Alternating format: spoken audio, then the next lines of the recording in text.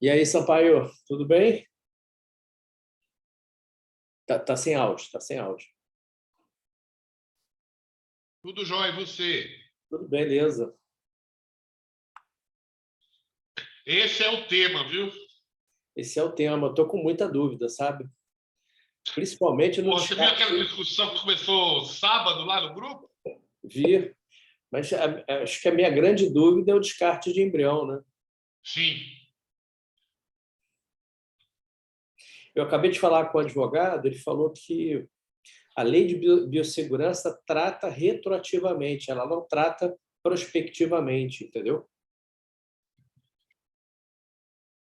O que eu acho que tinha que fazer ali era todo mundo decidir a mesma coisa aqui naquele grupo de gestores e pronto. Só ontem chegaram aqui duas notificações pedindo já pela resolução da lei nova descarte.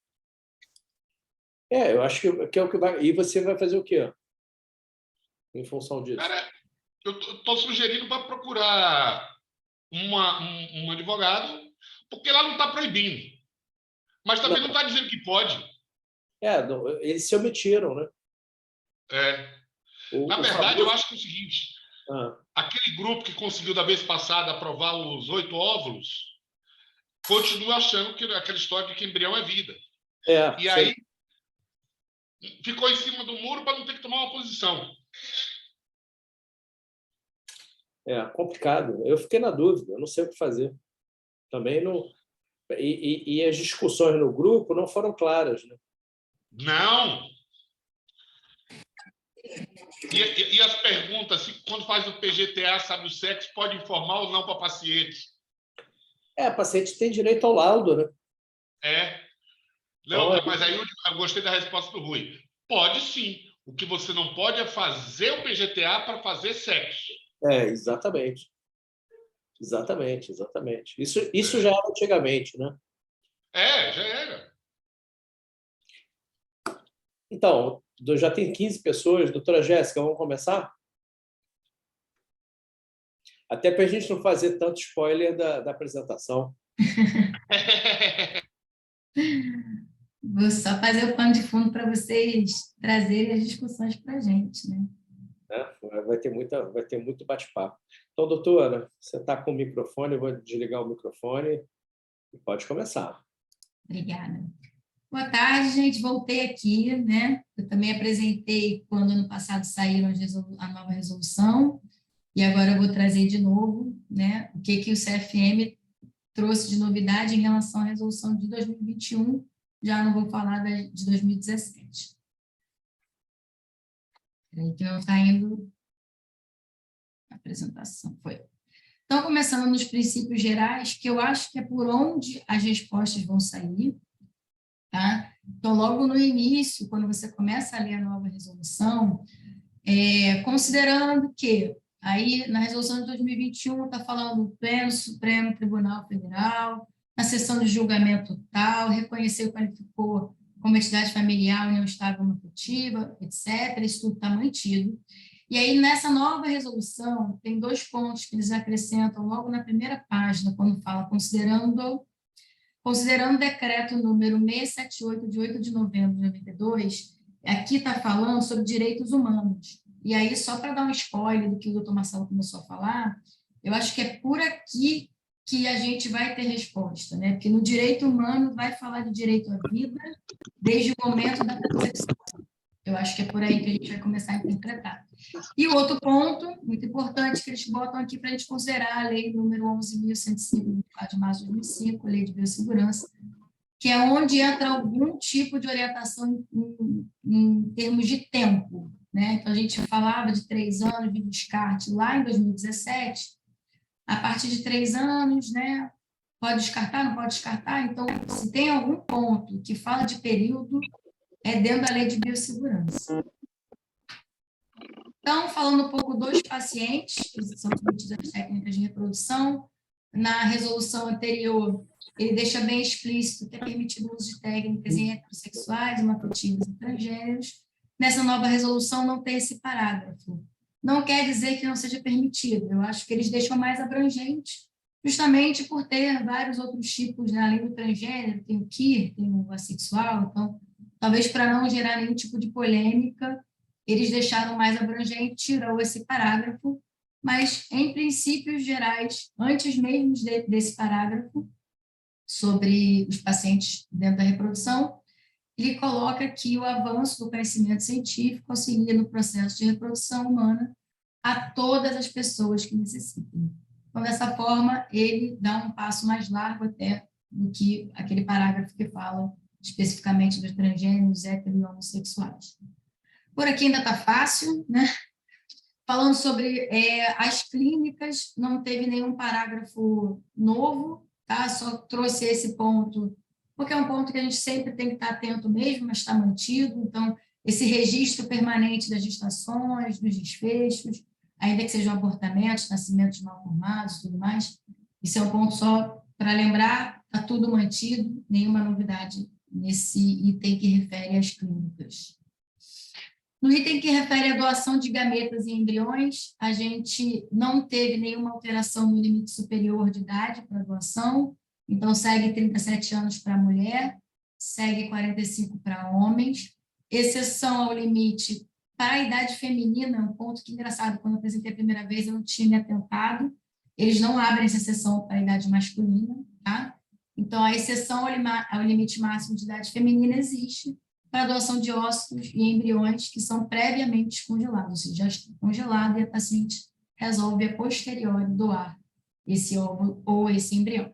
Claro que devidamente esclarecido aos receptores que forem receber esse pareamento, tá? O que tem de novo na... Oi? Deixa eu só entender. Exceções ao limite da idade feminina poderão ser aceitas. Então, quer dizer, no momento do congelamento desses óvulos e embriões, a paciente pode ter mais do que 37 anos? Pode. Tá. Pode. O que eu acho muito curioso, tá? Vou ser sincera, assim, a minha interpretação é que pode. Eu sempre interpretei esse ponto para falar de embrião, tá? Eu não sei se eu liberaria um óvulo acima de 37. Mas, pelo texto, se for bem nu e cru, poder pode, desde que os receptores estiverem orientados em relação a isso. Se a paciente não é selecionada como uma doadora, ela fez o tratamento e aí depois ela resolve doar. Poder, ela pode. O que tem de novidade, que fica bem explícito, é o limite inferior, que não tinha na resolução anterior. Então, agora ele deixa bem claro que é a partir da maioridade civil, tá? O limite inferior para a doação de gametas.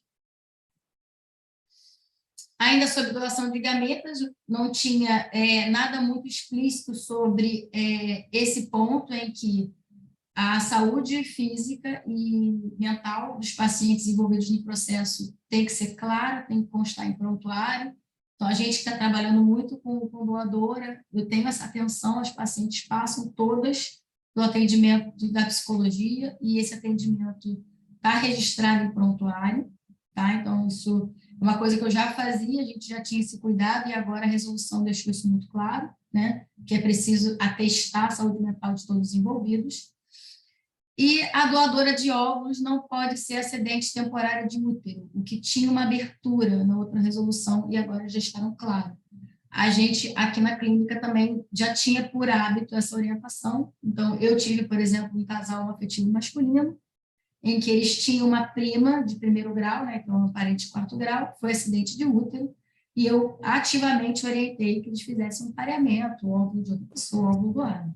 Mas agora isso ficou bem claro para orientar os médicos.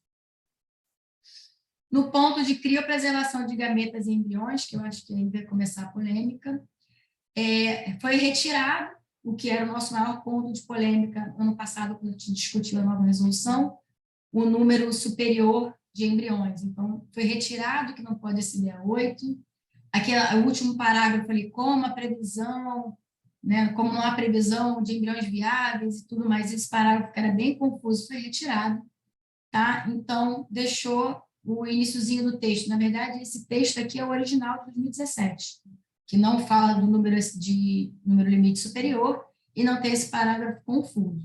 Né? Então, o número de embriões, o número de óvulos assim, fertilizados vai ser uma decisão médico-paciente. Aqui, no entanto, né, quantos vão ser transferidos a fresco e tal, ficou um pouco em aberto se isso seria muito mais do paciente, da autonomia do paciente ou do médico, tá? Mas, de qualquer forma, tirou aquele limite superior, a gente pode avaliar caso a caso, que é o que a gente tanto estava lutando quando saiu a última resolução. Então, esse foi um avanço.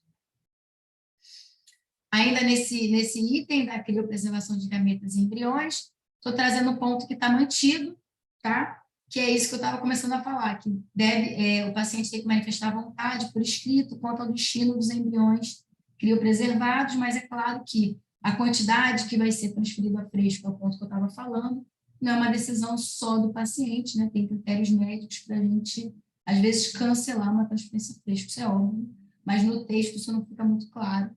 Mas, de qualquer forma, o destino dos embriões criopreservados, em caso de dissolução de união estável, falecimento, tudo mais, isso tem que estar antes da transferência bem claro, já assinado direitinho, para a gente poder conduzir o tratamento. Está mantido. Os embriões criopreservados e abandonados por 3 anos ou mais poderão ser descartados mediante autorização judicial. Então, mediante autorização judicial foi o ponto polêmico da resolução de 2021 em relação à resolução anterior. Agora não está previsto o tempo mínimo, não está previsto a judicialização e também não está previsto o conceito de embrião abandonado, tá? Então, isso deixou uma abertura muito grande, mas voltando ao spoiler que eu dei no início da apresentação, esse descarte vai ter que ser muito cuidadoso ainda, porque ele deixou claro que está considerando aquele decreto que prevê o direito à vida, os direitos humanos. A gente vai ter que interpretar isso tudo com muito cuidado. Também isso que vocês falaram, né? Eles saíram, estão em cima do muro e deixou para a gente interpretar. Mais uma vez, né, os embriões criopreservados com 3 anos ou mais poderão ser descartados se essa for a vontade expressa dos pacientes.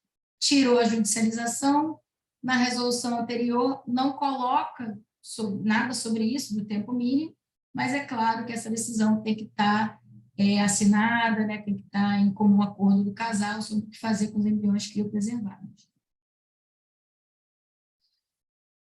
E aí, o que entra, que eu coloquei aqui, o que entra... Ai, peraí, volta. Quando ele coloca lá nos princípios gerais, quando ele fala para observar a lei de biossegurança, né? O que entra quando a gente considera a lei de biossegurança? É a parte de pesquisa. Tá? Então, dentro da lei de biossegurança, tem esse parágrafo falando de pesquisa, envolvendo embriões, né? Obtidos através da fertilização in vitro, e aqui sim prevê algum período, né? Então, como se pode fazer a pesquisa? Quais são as condições? Em embriões inviáveis, né? Embriões congelados há 3 anos ou mais da data dessa lei, ou se congelados antes, após completar 3 anos. Então, vamos pensar numa paciente que congelou o embrião há 2 anos atrás, ela dispôs que poderia ser doado para pesquisa, mas a gente vai ter que completar 1 ano. Ela não precisa, ela foi antes da lei, mas se ela completar os 3 anos, poderia ser submetido à pesquisa. Em qualquer situação é necessário o consentimento dos genitores, né, como todos os parágrafos anteriores. As instituições de pesquisa e serviços de saúde que foi submeter esses embriões à pesquisa vão ter que submeter, né, a pesquisa, à avaliação e aprovação. Dentro do diagnóstico genético pré-implantacional de embriões, que também foi uma polêmica na resolução anterior, a gente dá um passinho para trás, né? Então, agora volta. Antes tinha cortado que no laudo da avaliação genética poderia sair o sexo do embrião, agora deixa em aberto, parece que é permitido, sim. A questão que sempre é polêmica é, beleza, a gente pode permitir a divulgação do sexo, e o que o casal vai fazer com isso? O cuidado que a gente vai ter que ter no momento em que já não tem uma judicialização, não tem burocratização por descarte, também não tem o custo, no momento que não tem a judicialização, não vai ter tanto custo envolvido na hora de optar pelo descarte. Então, a gente vai ter que ter cuidado com essa brecha, com essa abertura, mas, de fato, não tem problema, a própria Genomics, né, divulga isso, que agora vai voltar a ter o laudo do sexo do embrião, do diagnóstico genético. No ponto da gestação de substituição, na seção temporária de útero, na resolução anterior, eles colocam, né, só de forma clara, que pode ter útero de substituição em casos que não seja de doença, né, em caso de união afetiva ou de pessoa solteira. Dessa vez, nessa resolução, deixa em branco, não tem um parágrafo explicitando, mas, como eu falei lá, nos princípios gerais, eles já deixam claro que pode ser, o uso da técnica de reprodução assistida pode ser a todas as pessoas de forma bem abrangente, então isso contempla os casais homoafetivos. A questão da acidente temporária de útero ter que ter ao menos um filho vivo, foi uma novidade em relação a 2017. E essa questão do parente de quarto grau está mantido, certo? No texto anterior, coloca que demais casos estão sujeitos à avaliação.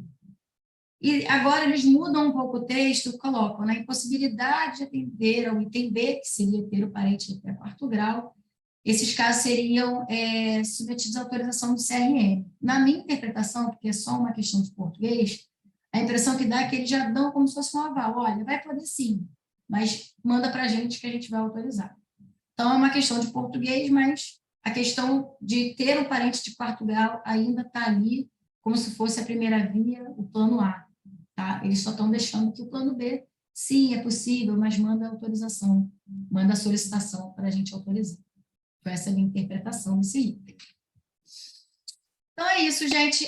As mudanças em relação a 2021 foram menos do que 2021 em relação a 2017, por isso a apresentação foi um pouquinho mais rapidinha. Eu acho que a interpretação da Lei de Biossegurança é muito extensa e desse decreto que eu falei, 678, de 8 de novembro de 92, que é onde fala de direitos humanos desde a concepção, que são os pontos onde a gente vai ter que ler e reler e talvez ter a orientação do advogado, porque está muito abrangente, né? Mas também está deixando brecha para a gente depois ser ouvido ou ser buscado pelo paciente, tá? É isso.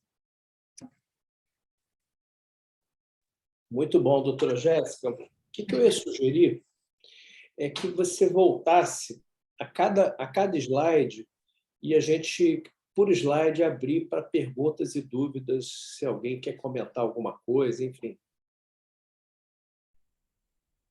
Aí bota os princípios gerais. Tá. Eu perguntaria a todos os participantes se há algum comentário, alguma dúvida, se alguém quer acrescentar alguma coisa em relação a esse primeiro slide sobre princípios gerais.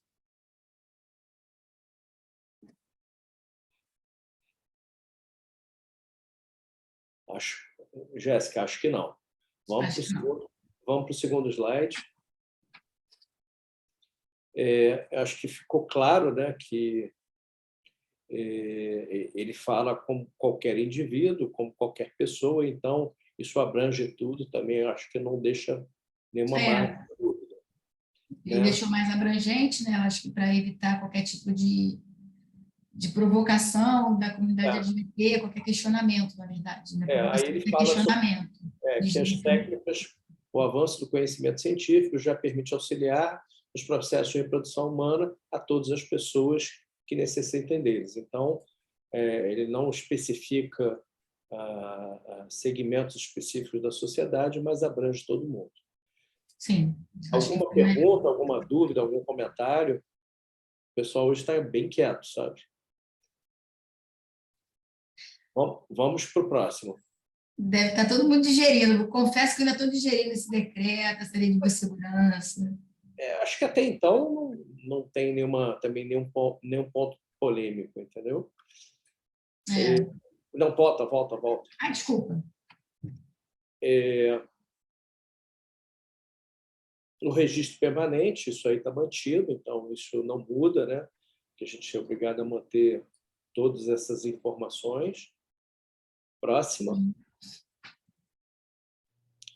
A doação de gametas e embriões, eu confesso que eu fiquei um pouco na dúvida nessa questão do limite de idade para a doação de ovos e embriões, se não seria 37 anos, se seria do momento do congelamento, eu fiquei um pouco na dúvida. Doutor Marcelo, eu tenho uma questão aqui.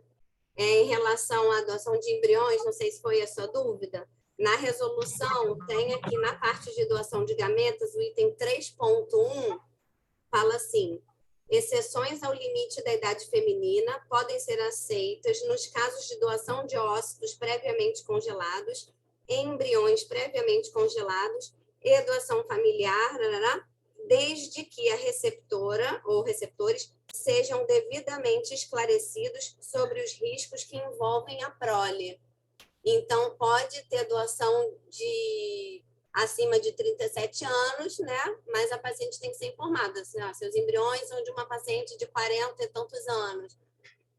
E os riscos, mas pode. Por isso que eu também até deixei o texto bem, quase na íntegra, só não falei da parte de parente, não sei o que, para não ficar muito grande aqui, mas foi a minha interpretação também, Natália. Assim, deixando claro para o casal receptor, não seria um problema. E quando, até porque em outro momento, quando fala da idade do doador, acho que quando fala de embrião, quantidade de embriões a serem inseridos, né? Ele fala considerar a idade no momento da doação. Isso, a idade do óvulo. Por paralelismo, eu entendo que é isso mesmo, é a idade do momento que foi congelado. Então, a paciente fez um tratamento, deixou os ovos aí, de 38 anos. Isso, tá. Aí ela não quer mais, engravidou, quero doar. Ela pode doar. Se a gente vai conseguir uma receptora, são uns 500. Se a receptora aceitar, tudo bem também. A gente pode orientar sobre os riscos. A receptora pode querer fazer PGTA, enfim. Mas que não é vedada a doação. A Esther está falando de Belo Horizonte. Eu acho que isso é mais importante para as doações que são interfamiliares, porque às vezes a pessoa não tem ninguém abaixo de 37 anos para ser a doadora do óvulo, e aí permite que se doe desde que ela entenda isso, né? Porque se for uma ovo-doação fora, dificilmente a receptora vai aceitar um óvulo abaixo acima de 37 anos. Não, isso seria para caso de doação de embrião. De embrião pode ser de paciente acima de 37, porque ali para óvulo tem o limite de idade de 37. Não, mas olha só, Não, porque eles falam doação de ócitos e embriões. Ócitos e embriões. Aliás, todo momento que ele fala de gameta, eles tendem a orientação. Embrião, tá certo. Desculpa. Eu concordo com você. Eu pensei que era assim também. Concordo com você, Esther. Acho que dificilmente alguém vai aceitar o ócito, doação anônima de mulheres acima de 37 anos. É isso, assim, a resolução, ela não está vedando, né? Desde que alguém... É isso que eu falei. Não sei se a gente vai conseguir alguém que aceite, né? Por isso que programa de doação... Mas eu acho que para... Alô? Oi? Pode falar, doutora. Não, eu acho que para embrião euploide, com PGTA, mesmo para paciente acima de 37 anos, eu acho que a gente poderia usar esses embriões. Pode. Orientando a paciente, mas embrião com PGTA, eu acho... Enfim... Foi isso que eu falei também dos ovos, né? No momento que você usa ovo, não pensar numa característica muito difícil. A paciente ruiva, difícil de parear, aí chega uma ruiva que doou ovos de 38 anos. Beleza. A gente vai orientar a paciente, olha, são ovos de qualidade, né, pior, tem tal risco. Não, eu quero, sou ruiva, não tem ninguém que pareie comigo, então eu vou aceitar. E aí também você pode orientá-la a fazer, depois da fertilização com sêmen do esposo, ou sei lá, de doação também, um PGTA. Então, eu acho que a resolução está do lado da clínica, ou dos programas de doação e recepção, no momento em que ela abre. Se você vai ter alguma receptora que aceite, são outros 500, mas a resolução em si não limita você, né, a clínica, de trabalhar com isso, e nem o receptor. Se o receptor tiver devidamente esclarecido, não tem problema. O cuidado aqui deveria ser no termo, né, quando essa paciente for assinar um termo de doação, recepção, deixar isso muito bem escrito. Tem uma questão também, Jéssica, que é em relação aos exames, que até a Renata Parca falou na apresentação dela lá no Congresso. Os exames que são solicitados para as doadoras são diferentes dos exames para as pacientes que não são doadoras. Então, Sim. a partir do momento que a paciente não entrou na FIV como doadora, fez para ela, gerou embriões excedentes, e lá na frente ela quer doar esses embriões excedentes dela congelados. Ela tem que ter esses exames de doadora para fazer a doação dos embriões. Não basta só os exames que ela fez. Sim, essa é a grande dificuldade nessas FIVs compartilhadas, que a gente, né, você viveu aqui comigo alguns momentos disso. Até que, vou dar um spoiler. Mas ela pode fazer a posterior? Pode, até 90 dias, mas isso é já uma novidade, entendeu? Que vai sair. Mas se passou de 90, o embrião está congelado há anos e aí, enfim, o casal decidiu pela doação. Ela não, obviamente, ela não deve ter feito os exames para doação, porque ela não estava nem pensando nisso. Pode-se fazer os exames de forma posterior e liberar o embrião para doação? Então, pela antiga, né, quando você pega da Anvisa antiga, não tem, só tem um termo diferente. Tem que estar claro para o casal receptor que esse embrião, né, na época que foi congelado, não foi submetido aos testes, parará. É isso que a Anvisa deixa claro. Então, agora vai sair, que no Congresso eles falaram, que vai poder fazer a posteriori. Tá? Seria até 90 dias. Vamos supor, você congelou seus óvulos. E aí, depois você decidiu doar, porque teve óvulo demais, ficou um custo muito caro, ou mesmo embrião, né? Decidiu depois que quer doar o embrião, você pode fazer os exames e até 90 dias depois. Mas passado esses 90 dias, doutora? Não é nem em até, é após 90 dias ou mais. Então, anos depois. O mais comum aí que eu vejo é a questão de embrião. Se passado esses 90 dias, o que faz no caso de doação de embrião, excedendo esse prazo de tempo? Que eu interpretei que isso foi no Congresso, tá? Não tem o texto pronto já no Congresso, e a gente não conseguiu ter tempo de dúvida de tantas pessoas que queriam tirar dúvida. Que eu entendi, tá? Até tenho isso fotografado, é que sim, o casal teria que repetir as sorologias 90 dias após. Então, 90 dias sem limite de tempo. Após 90 dias e para sempre. Minha interpretação, tá, gente? Isso ainda não saiu. De hoje, o que está entendido é que o casal não é submetido à repetição dos exames, ou não é submetido aos mesmos exames, por exemplo, clamídia e gonococo, que é triagem para doadora, e não é um exame exigido para quem está fazendo tratamento para si mesmo. Esses casais não são solicitados, não são convocados para fazer exame, e o casal receptor ele tem que assinar um termo diferente, mostrando que está claro que esse casal doador não foi submetido à sorologia de repetição e aos mesmos exames de triagem que o doador em si é submetido. A gente vai fazer, na hora que sair a nova resolução da nova RDC da Anvisa, a gente fazer uma apresentação parecida. Sim, mas vai melhorar muito, tá, doutor Marcelo? Eles até pedem que tenha essa repetição desses casais e mulheres que decidem doar depois, né? Ou seja, não passou pelo rastreio igual. Eles dão eles fazem essa exigência da gente recrutar para repetir a sorologia, mas, em contrapartida, eles diminuem a quantidade de sorologia. Se eu não me engano, eles exigem HIV, hepatite C, hepatite B, HTLV. Não tem que repetir zika, clamídia, gonococo, tá? Não estou lembrando de cabeça, mas ele dá uma enxugada nesses exames obrigatórios. Quando sair a RDC, a gente faz uma apresentação parecida para a gente discutir os pontos. Mas, de qualquer forma, eu mandei agora no nosso grupo, eu tirei foto desse slide, dessa exigência dos exames para os pacientes que vão doar. Depois vocês podem olhar. Tá. Vamos para a próxima, então? Essa é a mais polêmica, né? Isso. Dentro da doação de gametas, eu acho que esses 2 pontos foram, né, de maior impacto, assim, maior diferença. Deve constar em prontuário relatório médico atestando a adequação da saúde física e mental de todos os envolvidos, o que eu acho ótimo, acho que super coerente, né? E também acho coerente, na minha singela opinião, essa questão da cedente temporária não ser a doadora de óvulo. Tá. Acho que Vamos também... ouvir a opinião de vocês. eu não sei se alguém tem dúvida quanto a isso, eu não tenho. Vamos seguir? Passa o próximo. Né? Caiu a questão dos 8 embriões, então isso para nós facilitou muito. Os excedentes viáveis devem ser criopreservados, então Isso volta um pouco ao que era a resolução anterior.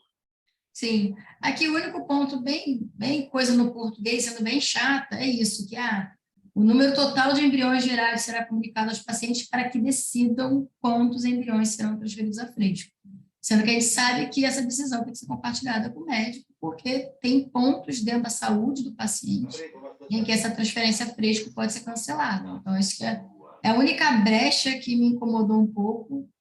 Parece que tirou, né, a autonomia do médico, enfim, transferiu muita responsabilidade sobre essa decisão aos pacientes. Mas, tirando isso, eu acho que isso foi um avanço.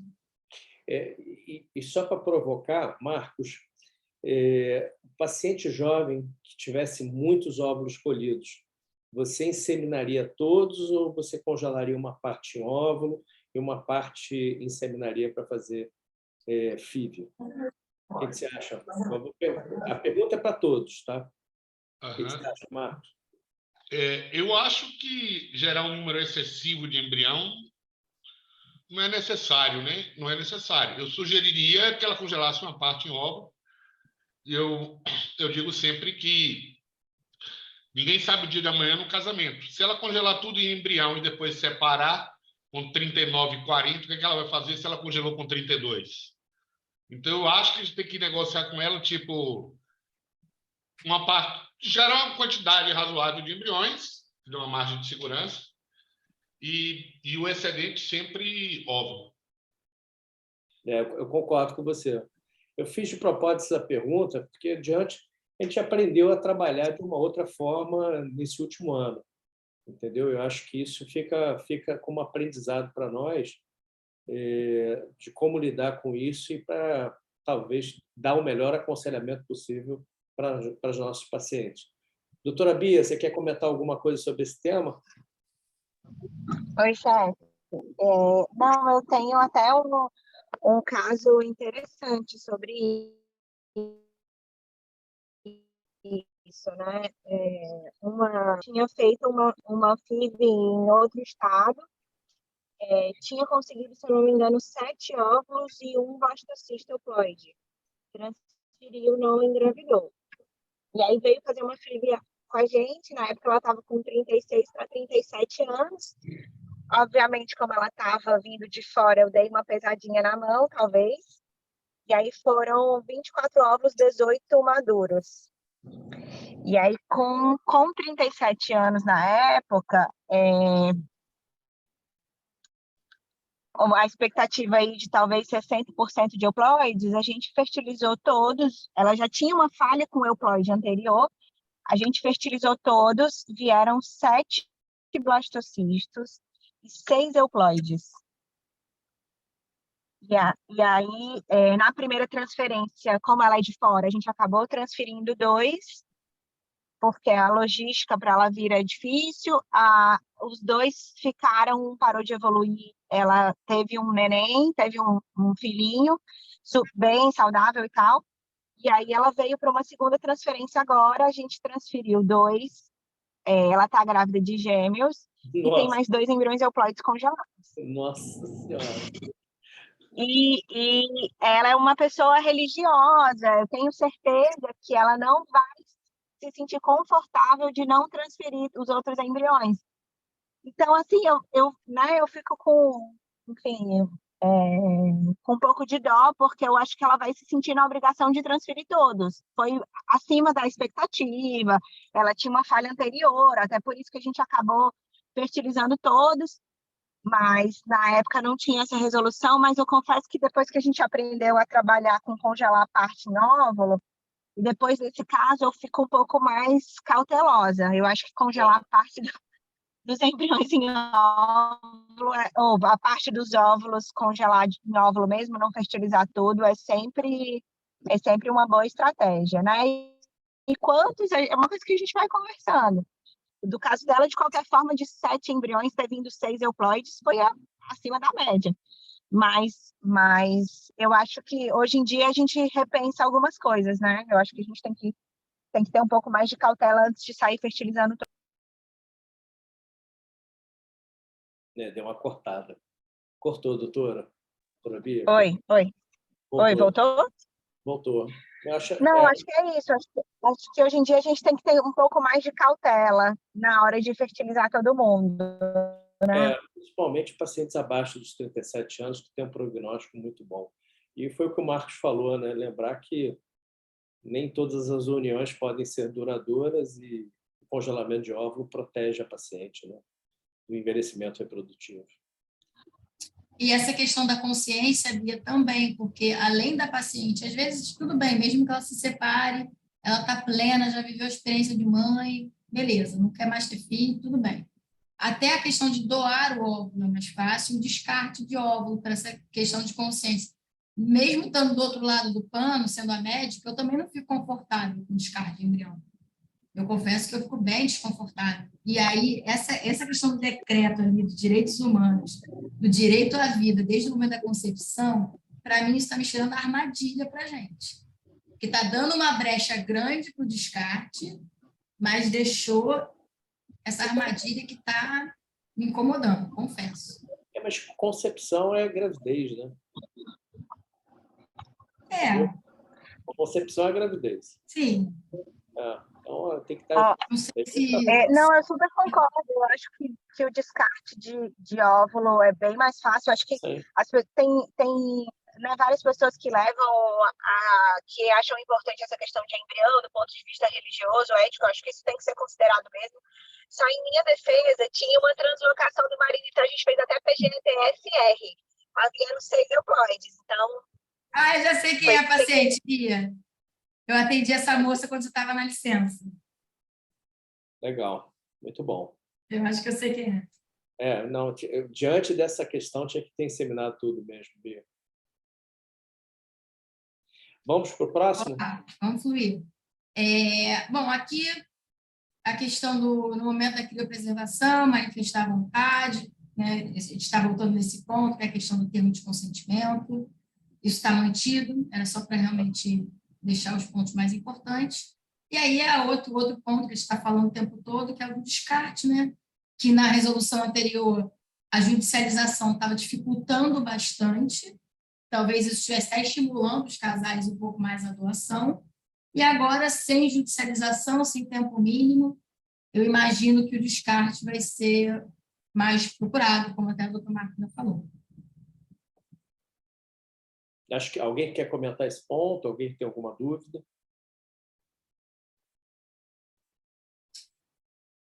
Vamos para o próximo, doutora. Eu acho... Oi? Fala, Bia.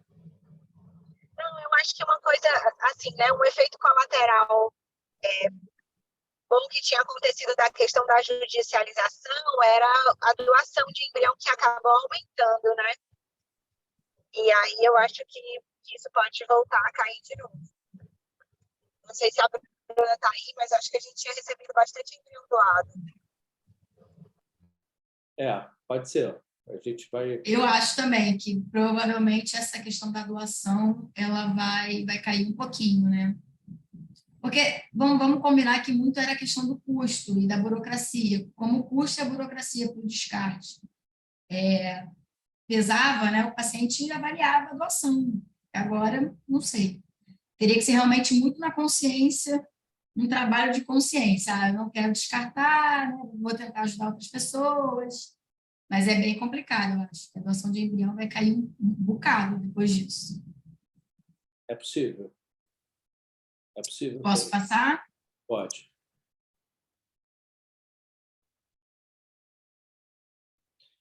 Aí eu acho que é o ponto mais polêmico. Ficou, como disse o doutor Marcos, ficou em cima do muro. O CFM ficou em cima do muro. Eu confesso que eu estou na dúvida exatamente do que fazer, que queria ouvir mais gente aí, o que cada um teve, o que cada um imaginou diante, o que cada um interpretou diante da remoção dessa linha. Quer dizer, antes era, depois de 3 anos, tinha a possibilidade de descarte, agora eles não estão estabelecendo nenhum tipo de previsão. Marcos, quer voltar o teu comentário?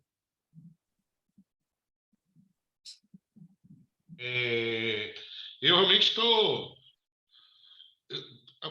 A conclusão que está é que você tem aquela resolução da bioética lá, que depois de 3 anos, mas quando você conversa com qualquer pessoa do direito, eles estão aconselhando que continuar pedindo autorização judicial.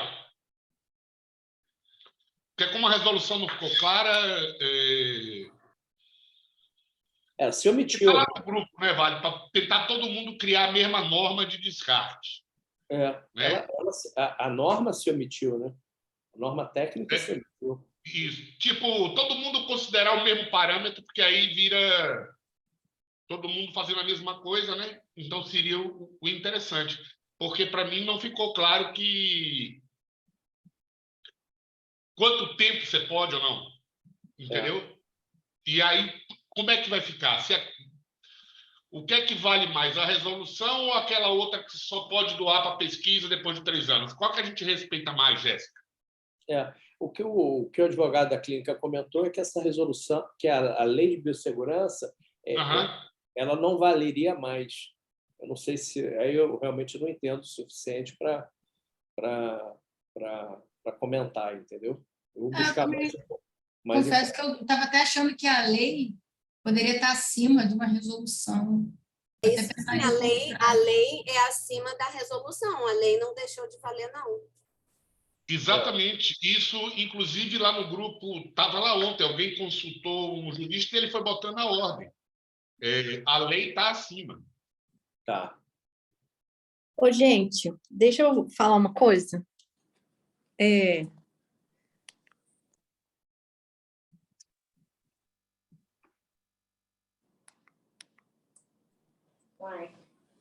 Estamos te ouvindo, Renata. Eu não estou me vendo, não estou vendo nada que está acontecendo aqui. Mas estamos te vendo também. Então tá bom. Quando a gente teve a aprovação do CONEP, isso em 2009, 2010, quando a gente fazia pesquisa com células-tronco, a lei de biossegurança, ela foi até votada, aí virou inconstitucional, voltou, e aí, por fim, ela foi aprovada, né? Então, esse parágrafo 5º aí, ele não trata em nenhum momento de descarte de embrião. Ele fala de doação para pesquisa. Sejam os inviáveis, que foi o nosso caso que nós usamos aqui na clínica, quando eu fiz o meu mestrado, e daí depois teve esse outro parágrafo aí que falava dos embriões que completassem 3 anos na data da publicação da lei, ou quando fizessem, depois da data da publicação da lei, quando completassem 3 anos, né? Então, depois dessa data de publicação, nenhum embrião congelado poderia mais ser usado para pesquisa, entendeu? Então, desde, sei lá quando, eu não lembro a data da Lei 11.105, desde então, não se pode mais usar embrião congelado para pesquisa. Então, essa doação não existe, a não ser que eles tivessem sido congelados antes, né? E completaram 3 anos lá em 2008, entendeu? Inclusive, teve um congresso, não lembro qual, que eu fui, que a Renata Parca apresentou isso tem um tempo já, e esclareceu isso realmente, que não pode. O Adelino também, o Adelino, na live que ele fez com a Itomi, ele confirmou isso. Eu estou com a lei aqui aberta. Ela é de 2005. Sim, 2005.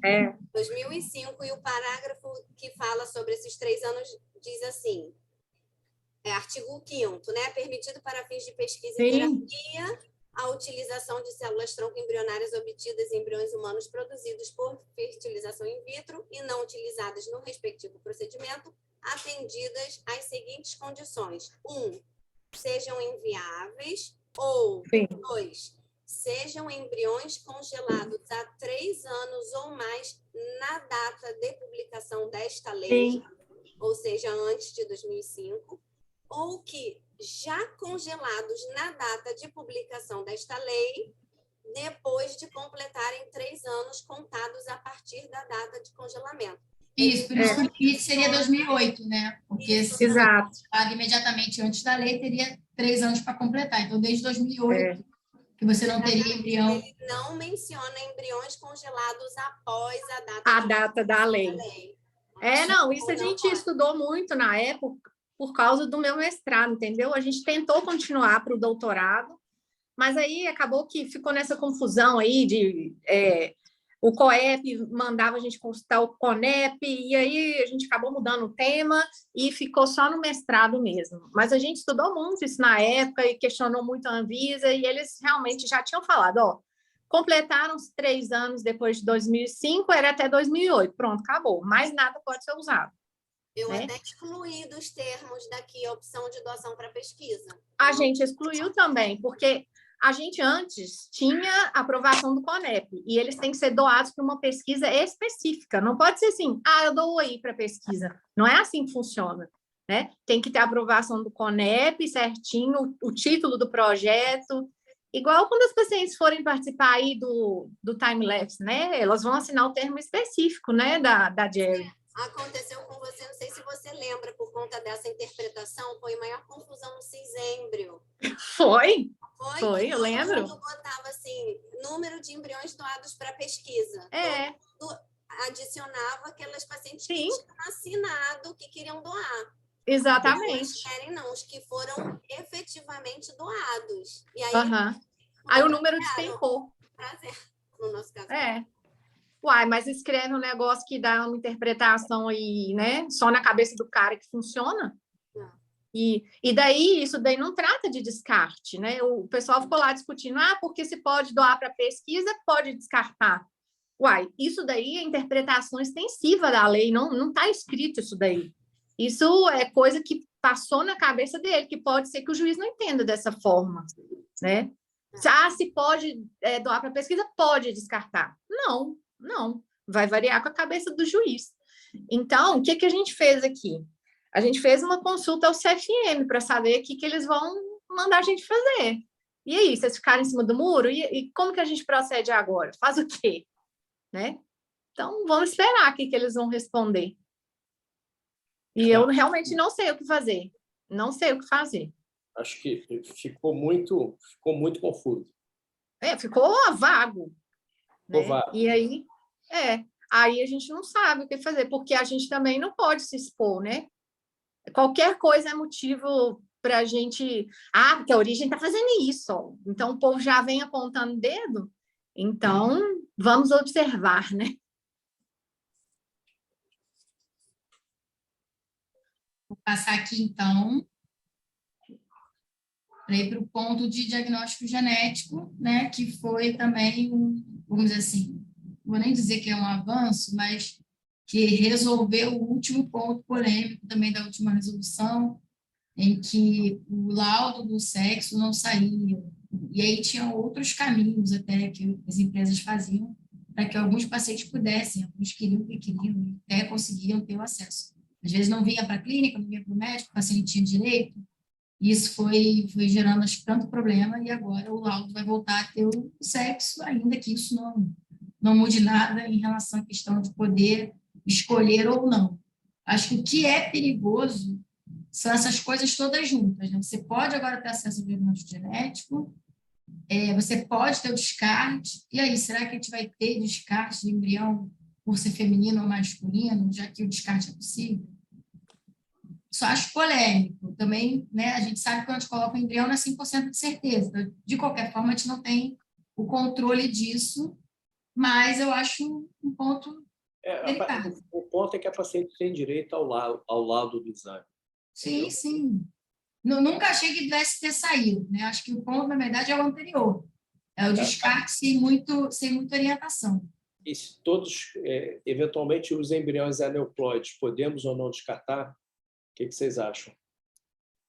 Eu acho que ficou bem tranquilo. O descarte ficou com pouca marra, né? Então, os embriões aneuploides, eu acho que não tem tempo, não tem prazo.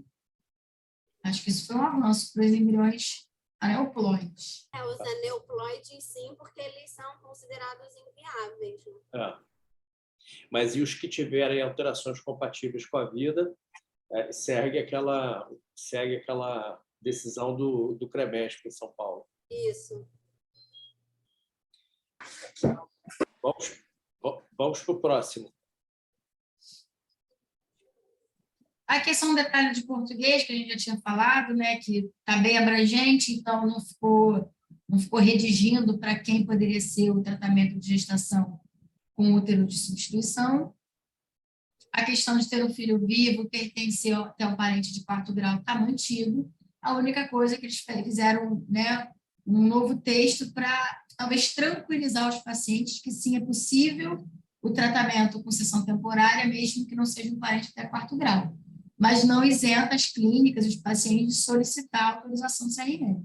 Pelo menos foi essa a minha interpretação, como se eles estivessem tentando tranquilizar.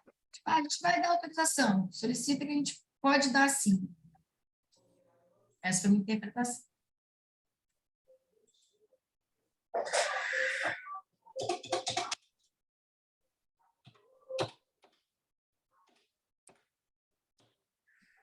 Posso passar? Pode. Foi isso. Então, Tá bom, gente. Obrigada. acho que foi isso. Muito bom, doutora. Parabéns pela apresentação. Não sei se alguém quer fazer mais um comentário, mas, por exemplo, para mim está apertado, porque eu tenho que almoçar e 2 horas já tenho paciente para ver. E foi um prazer estar com vocês todos. Até semana que vem.